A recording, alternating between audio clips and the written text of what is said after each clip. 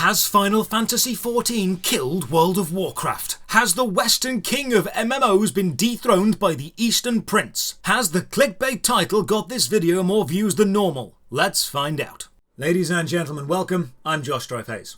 Over the last few years, the MMORPG landscape has been dominated by 5 major MMO games: World of Warcraft, Final Fantasy XIV, Guild Wars 2, The Elder Scrolls Online, and RuneScape. And of these 5, World of Warcraft has stood head and shoulders above all the others in terms of players. It's been an absolute dominant force in the MMORPG landscape. And because of this, every time a new MMORPG is announced or released, people always ask, is this the WoW killer? Will this dethrone the king? But it turns out World of Warcraft's biggest enemy wasn't another game. It was World of Warcraft itself. It turns out all the other MMOs had to actually do was sit around and survive long enough and wait as World of Warcraft messed up its own game and butchered its own player base, and then be there to comfort all of the World of Warcraft refugees that would eventually flock to them. Turns out all the other MMOs had to do was wait until people got sick of WoW and then welcome the refugee players. And it turns out that the game to do that might be Final Fantasy XIV. Let's discuss why.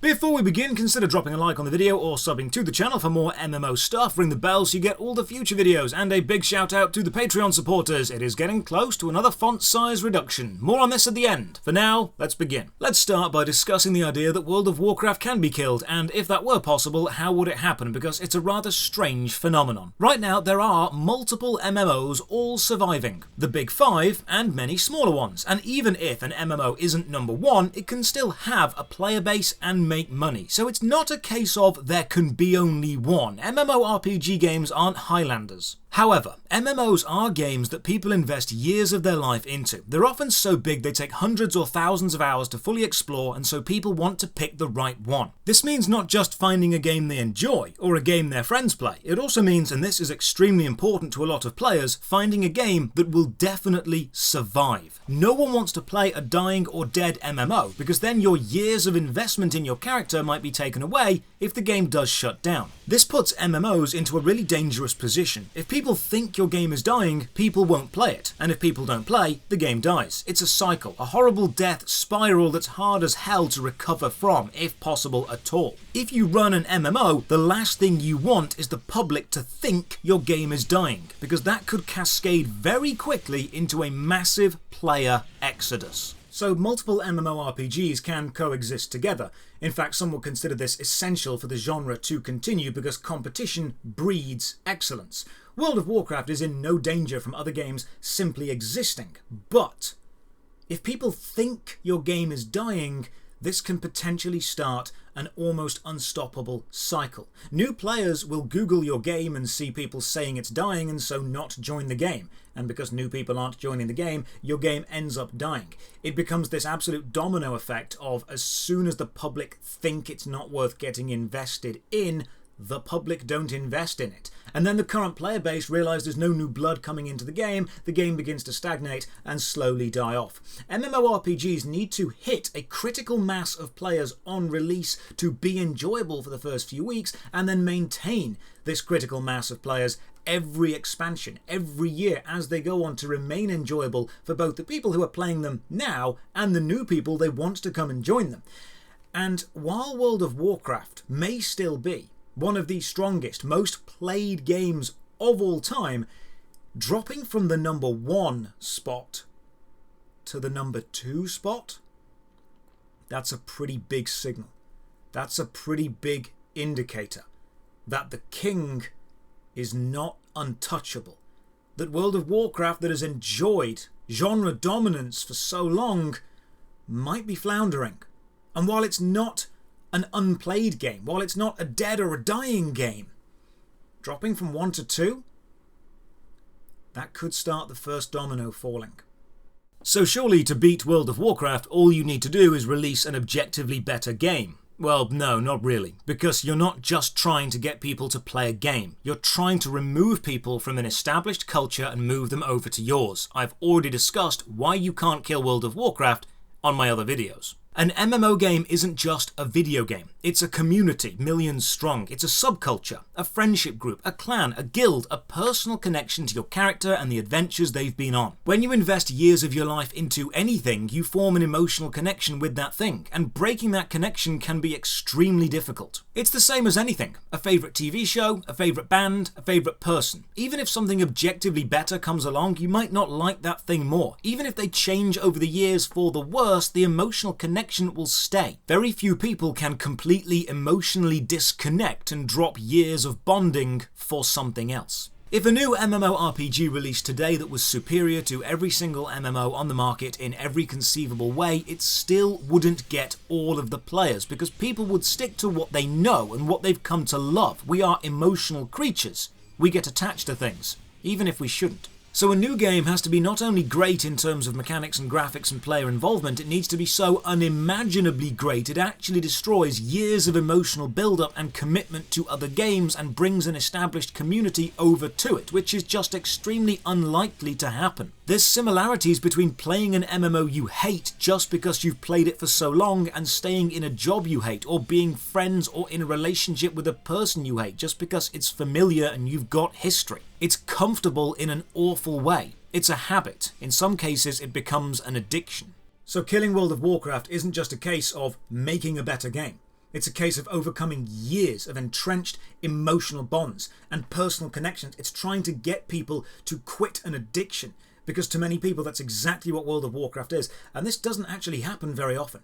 Even in cases when people do leave their favourite MMORPG and go and play a new MMO that's just released, they often return to their old favourite within a few days, weeks, or sometimes months, because the game they know, the game they're good at, is comfortable, and people like being comfortable. When you spend years building up an understanding or a connection, you feel safe and secure in any position, be that a job, a relationship, or an MMO, and these year-long comforts can feel nice. Unfortunately, when people try a new MMO, they often expect to feel the same level of comfort and security within only a few days or a few weeks that previously took them years to build up in their other game. People often want the feeling of complete familiarity while also being something completely new. They want to feel they've been there for years while also being amazed with a new experience. They want novelty and familiarity combined. Imagine leaving a several year-long relationship with someone you've grown to understand extremely well. When you start dating somebody else, you won't have that same deep level of understanding. You will need to work on it, and sometimes people don't want to work on it. They miss the old level of familiarity. They miss all the effort they've previously put in and don't want to put it in again, so they just go back to what they knew, even if it's not good for them or what they actually want.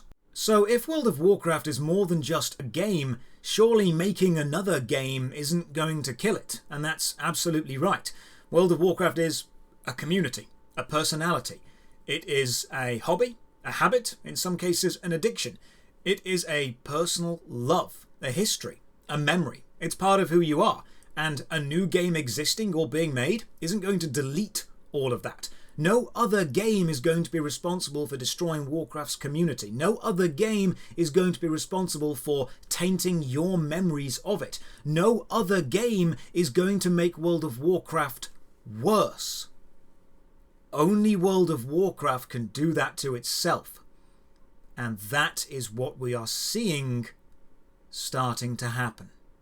If you have a toxic friend or you're in a bad relationship, no matter how many better people you meet or how many people tell you it's a bad relationship, it often isn't someone else who changes your mind about that toxic person. It's the person themselves finally doing something you can't take, or finally annoying you for so long you just run out of patience. If you have a job you hate, you don't often leave because another slightly better job is hiring. You leave because your current job does something bad enough to push you away. The comfort at your current terrible job needs to be overcome to such an extreme degree, you finally leave. Humans stick around in situations long after we should have left because we have misplaced senses of loyalty, commitment, or toxic familiarity. And the catalyst that makes us finally move on often comes from the awful situation itself reaching new, unbearable levels of awfulness. World of Warcraft has franchise recognition, it has money, it has a long-term addicted player base, it has everything it needs to succeed, and it doesn't have to worry about other games killing it.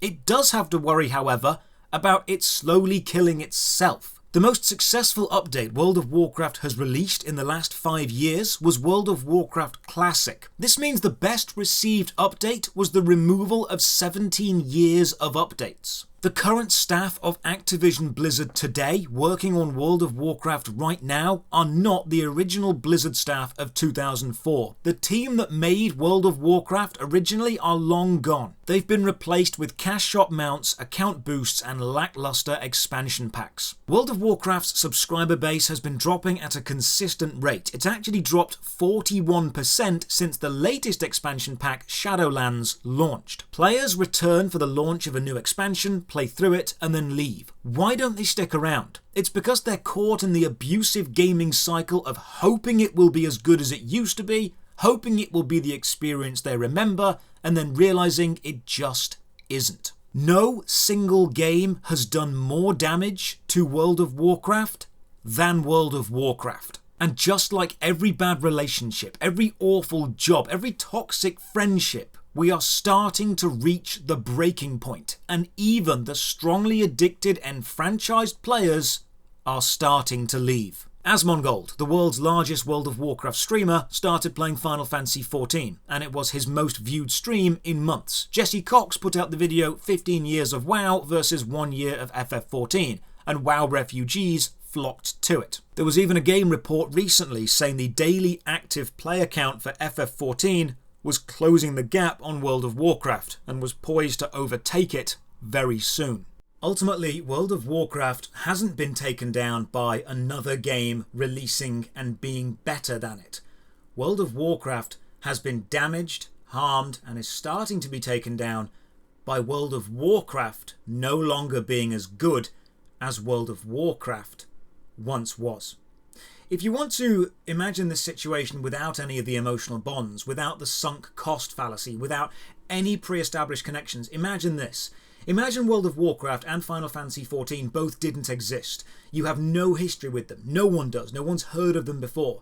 And then imagine they both release, as they are right now, today. They both hit the MMORPG scene at the same time, with the graphics they've got now, and all the content they've got now, and all the leveling they've got now. Everything as it is right now. In that case, do you think World of Warcraft would do better than Final Fantasy XIV? With no sunk cost fallacy and no emotional connection to either of the games, which of them do you think would do better if they both released on the same day? Personally, I think more people would choose Final Fantasy XIV. I think right now we are seeing the result of Activision Blizzard consistently failing the player base. We are seeing the result of years and years of underwhelming updates. Expensive, unfulfilling expansions that remove more content than they add and contribute to parasitic gameplay design, including limited time systems and dropped mechanics every year, sometimes with substantial class changes that miss the mark and upset the player base. We are seeing the beginnings of an exodus within the World of Warcraft player base to any other game. And it just so happens Final Fantasy XIV, with its massive free trial, is welcoming the disenfranchised WoW players and picking up the pieces. Final Fantasy XIV did not kill World of Warcraft. Final Fantasy XIV has been focused on being the best MMORPG it can be over several years. World of Warcraft killed World of Warcraft through years of bad updates, not listening to the community, and simply not being as good as it could be. But this shouldn't really come as a shock to Blizzard, because as they taught us themselves many years ago, no king rules forever. Thank you for watching. Another massive thank you to the supporters on Patreon and Twitch who keep the channel going. You can support from only £1 a month. Check the video description for links to the Patreon, Twitch, Twitter, Discord and our subreddit. And as always, have a great day.